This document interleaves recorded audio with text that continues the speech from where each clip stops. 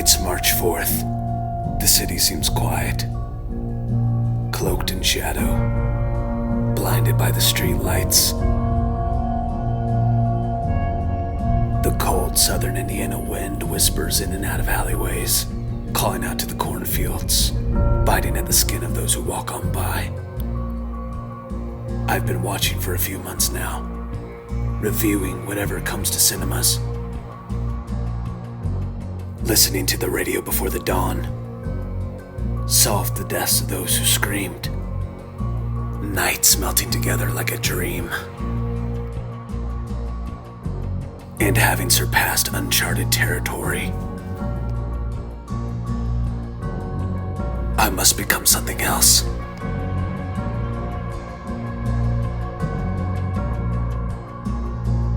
Something else entirely.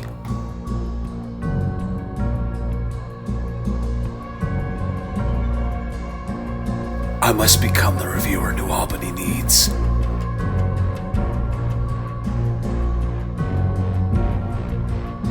And quite honestly, maybe what it deserves.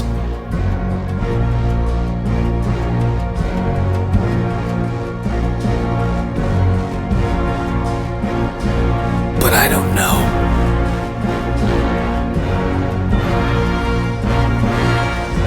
I'm just another reviewer.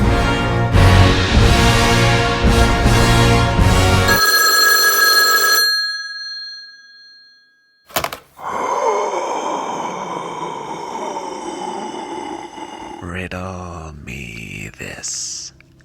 What is black and blue and dead all over? You.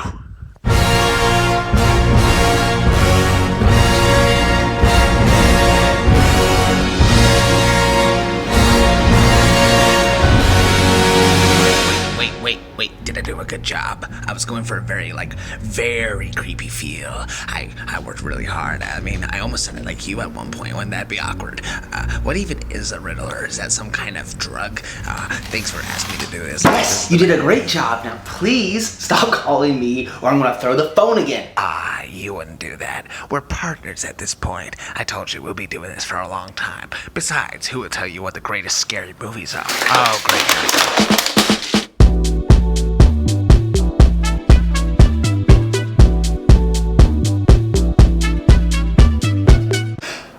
Yo, I'm just another reviewer, and today I will be reviewing The Batman, starring Robert Pattinson, directed by Matt Reeves. So The Batman takes place 2 years into this Batman's career. This Batman is still a vigilante, and the police are very wary of him, and criminals are afraid of him, and have started to show up less at night since they are scared of this guy. So some mysterious murders start happening with the higher-ups of Gotham City, and Batman must figure out who's leaving behind these riddles and work with Commissioner, well, not Commissioner yet, must work with Gordon as they figure out who's to be trusted and where this mystery ends up leading and what truths are about to be unraveled, since there's a constant promise of no more lies. So when I heard Matt Reeves was directing this movie, I thought he'd be perfect, since he made Dawn of the Planet of the Apes and War of the Planet of the Apes, which on paper sounds like it'd be a dumbish movie or a silly movie, but ended up coming off a really well told story. It was shot very well, and it's like this super cinematic thing. And there's even moments in War of the Planet of the Apes that are like Batman-esque with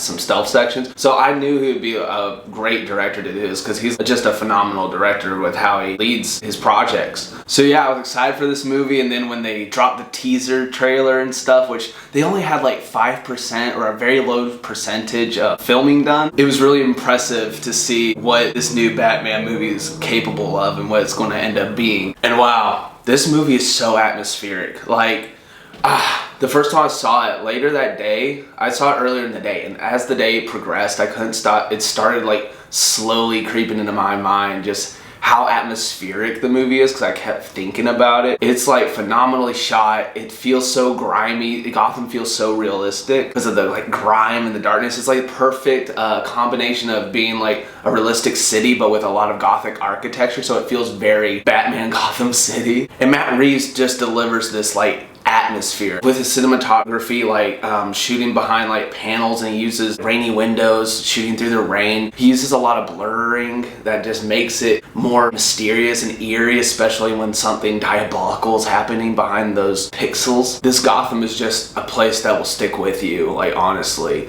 And this movie, it feels like a classic Hollywood movie, just how it flows, and it definitely inspired by noir films. It's a superhero noir film. You have the femme fatale and Catwoman, and you're going through this mystery on the dark, grimy streets of Gotham City, and it's just how it progresses, and the music alludes to that with a very classic romance type feel between the Batman and Catwoman. But before I get into that, this movie is 3 hours, but watching it a second time, it just flows all together like so well. I can see on repeat viewings, after the shock of it being like, wow, this movie's actually that long, it feels like it just flows and flows, like there's always something happening, some part of the mystery being unsolved, and solved. What? You hide more clues? What? But yeah, it flows very well for a 3-hour movie, so just be prepared for that. The acting, wow. So, you know, Robert Pattinson was a huge thing since he was part of Twilight. It was Edward Cullen that people on the internet were like, ew, he's going to be a horrible Batman. And you know what they said? You know, the same type of people said that for Heath Ledger. What happened with that? Oh, I don't know. Maybe the greatest villain performance in a movie? Well, you guys aren't learning your lesson? I mean, it's obvious that some people know what they're doing. He's done roles since then that were more serious, and on the little snippets I saw, I was like, huh, he seems like he'd be pretty good, you know, just as an actor, not even as Batman. So I was like, I'll give him a chance. But, dude, after the first initial bits of seeing the movie the first time, I, acknowledged, that's Robert Pattinson, yeah, Batman, or whatever. But then, as the movie progressed, I forgot that was Robert Pattinson. Like, I could only see the Batman. He has a very subdued performance. Like, him and Matt Reeves' cinematography and everything just gives a great presence to the Batman as he, like, walks in. He's like this figure not to be trifled with. It builds up this legendary, like, shadowy vigilante so well. His Bruce Wayne, while some might say he's playing the same character, because they seem very similar, but this is a sad, subdued Bruce Wayne who's more obsessed with being Batman and still trying to figure out how to become Bruce Wayne again, almost, because he's been Batman so much, and he's Batman throughout this movie. And his style and his character was heavily inspired by Kurt Cobain, according to the director, which is very interesting, and you can definitely see it along with the Nirvana song playing in the movie and the trailers. But yeah, the cool thing about this Batman is I would watch a whole movie of this Batman. There's been issues in the past where people, and myself included, think that a Batman movie's only as good as its villains, because, Batman's like, he's good, but, if he didn't have any villains, it wouldn't be as fun. But I could watch a whole movie with this Batman just walking around doing detective work and just fighting regular street thugs and no one even super, and I would be on board, because that's how good this Batman is. Like, they really make this Batman hold his own as a character and a presence, because his presence is felt throughout this movie. It's amazing. But yeah, Catwoman's good. Zoe Kravitz as a Catwoman. She does a great job. She brings a lot of levity and snark to her performance. But they have pretty good chemistry together, and she has a great performance as a Catwoman who's still becoming Catwoman. As you'll come to find out watching the movie, Batman's been established for 2 years, but a lot of the rogues gallery and even his supporting characters like Gordon are revving up to become what they would end up being in the comics and other movies. That's a good segue. Gordon, he was great. Jeffrey Wright, he brought a lot of levity to the darker scenes, because him and Batman are actually like teaming up a ton, and it feels like a good partnership, especially since the rest of the police force doesn't like trust them. He gives a real humanistic like personality to Gordon, just throwing in little things like, hey man, like just like little nuances that make him down to earth. He's one of the most down to earth characters in the movie. But who's not down to earth and completely disappears in his role is Colin Farrell as the Penguin. He disappears. They put so much prosthetic on him. He completely disappears. His acting, he's like this real New York gangster type. So he's like, I'm walking here, sweetheart. He like disappears in it, and it's part of one of the greatest sequences in the movie. He had a fun performance, and he really pointed out like the ridiculousness of Batman, and he did really well. And then Andy Serkis as Alfred, he was great. He just wasn't in it as much, if that's a spoiler or not. But his moments that he was on screen with Robert Pattinson's Bruce Wayne gave a lot of heart to that side of the plot in the movie, because as he's like the last close to familial appeal that Bruce Wayne has left. But he's good when he's on screen. He's really warm, yet having a good, like, gravelly presence. We have to get into Paul Dano as the Riddler. Like, he's creepy. Like, he has such an eerie presence. Like, the opening, I don't want to spoil that, but you should see this movie and you'll understand. He has this heavy breathing that gets associated with his presence through his mask and stuff, and it's just so, And then when he's, like, talking through his social medias, or he's showing up on the news, how he's cadence in his voice, like, constantly, like, flip-flops and deepens and gets high and stuff. It's very eerie and intense as it, like, revs up. He's, like, going from, like, riddle me this, you have lied. He's just super eerie and probably one of the greatest villains in a superhero movie in a while. One of the greatest, like, villain performances, and he just does an amazing job. But yeah, the way the movie's shot and stuff, other than the cinematography that's beautiful, it feels like every single frame could be, like, put into, like, a photo gallery or something. Because it's just so, like, they just bring, like, an atmosphere to each shot and do it in unique ways. The way Matt Reeves does POV shots with, like, holding, like, the cameras, like, still on the wheels of the vehicles going by, or Batman flying through the air, like, his head still, like, it really immerses you, and it really, like, just brings you into the action, and it's just, he does a great job at doing that, and it's a unique way to shoot scenes in the movie, and it just continues this atmosphere of Gotham City as you're, like, you are there, like, driving around or flying through the air. And then the fight scenes, like, they are super well done. Like, you could see everything, and it's brutal, and just Batman, like, using some of the weapons of the thugs against him. You can see everything, which is so nice. They're long takes, so you're just seeing these guys punching and going at it, and it's brutal, but you can see everything. It's so well done, and it feels so like Batman, just like the Arkham games. But now it's time to get into some spoilers, because, you know, a mystery movie has spoilers, especially since, you know, you don't want to find out what happens at the beginning. So you know the drill, the countdown, yeah, countdown, yeah, alright, is everyone gone? Did you leave? Please, don't get spoiled. So yeah, in the first new Batman movie of this series, they flooded Gotham, which is crazy. It's interesting because there's that newer storyline of, I think it's called No Man's Land, it's where a bunch of the villains end up, like, taking segments and regions, like, they mark off their territory of Gotham City as martial law has taken root, since the whole city is, like, flooded. And so if they go with that for the sequel, that'd be super interesting, and I'm assuming Penguin's going to rise to power that way. He actually become the Penguin, since he was just a right-hand man in this movie. Who knows what other villains would pop up? Like, for instance, the Joker?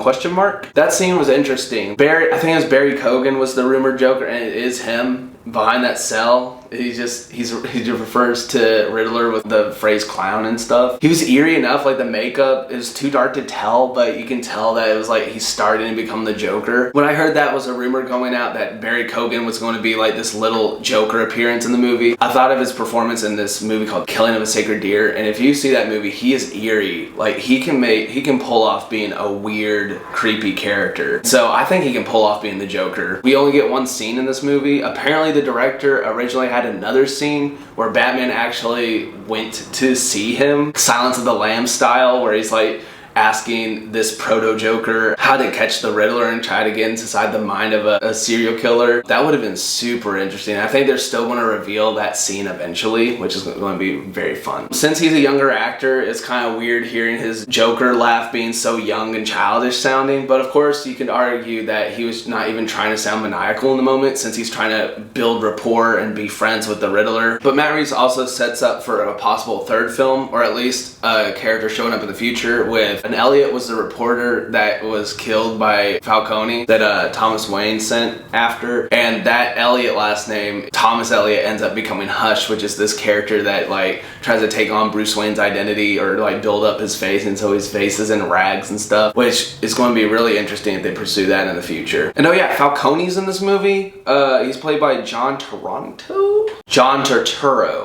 And he does a good job. He's a really slimy character. I'm putting this in the spoiler section because I had no idea he was even in this movie. Hold up. I also forgot the Selena Kyle bit where it turns out she's Falcone's daughter, which I was caught off guard because I didn't know that, but apparently that happens in the comics, so your mileage may vary on that twist.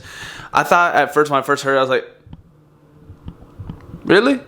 But then it makes sense, and it gave a good revenge plot. It gave a sadness to her side of the story and gave her a good character motivation to go after Falcone and to go against Batman's one rule. Now back to your regular scheduled program. Resume. He ends up, playing the big part as being the rat and stuff, which is interesting. The whole mystery on first viewing, it kind of disappointed me a little bit with how it played out, because I don't know, maybe my expectations were so high and I was thinking Court of Owls, like super high level stuff, and Thomas Wayne actually being like conniving or evil or something. On second viewing, it all flowed together. It felt really like just like a grimy serial killer, Zodiac killer inspired story, and I enjoyed it much more knowing what I was getting into the second time. So I think the mystery is well done. It could have been better, but I liked it a lot. And giving Riddler like a social media like presence was funny. That gave like a dark humor to his character that I really enjoyed.